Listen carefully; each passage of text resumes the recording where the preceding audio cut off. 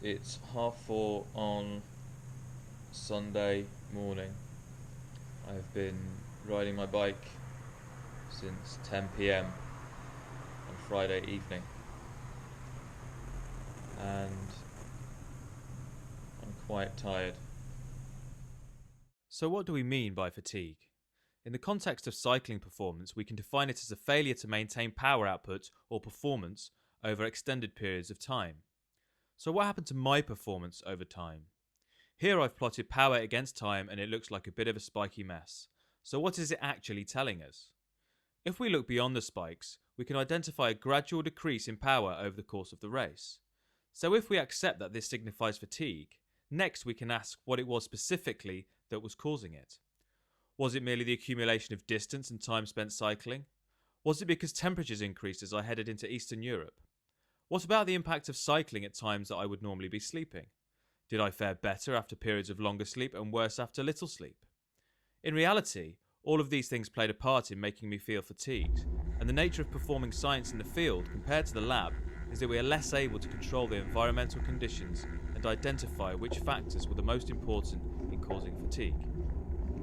I've had some pretty low moments, and I've been struggling to deal with those emotionally and also practically, logistically.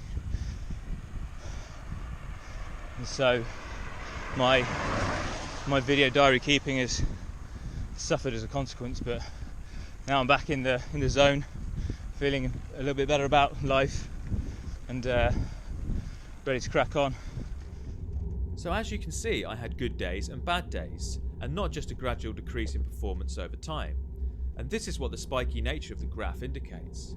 And whilst this was perhaps a consequence of all of the environmental and physiological factors that I have mentioned, also note, I often talk of how I feel, which begs the question, does the mind have something to do with it?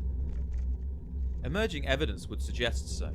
This evidence has shown that during endurance activity, when we reach our limits and can no longer exercise, there is actually still energy left in our muscles, and that in fact, our mental perception of effort is what is telling us to stop. In exercise physiology, we use a subjective scale to measure the effort perceived by a subject called the Borg scale, which is a number between 6 and 20, 6 being no effort and 20 being something excruciating.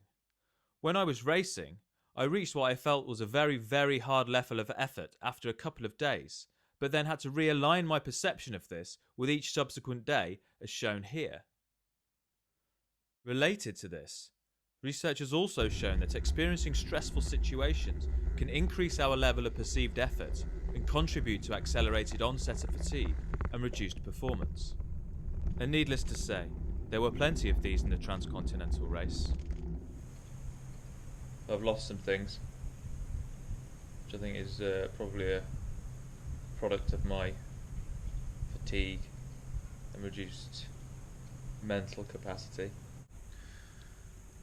But it's been pretty tough, and to cap it all off, my phone has just stopped working, so I don't really know what I'm going to do about that. But what I am going to do about that is do it now. So I've had a terrible morning. Everything that could go wrong seems to be going wrong. I've stopped about 4 times already, and I've only done about 60 kilometres. So, feeling a bit down on myself, really. Absolute killer.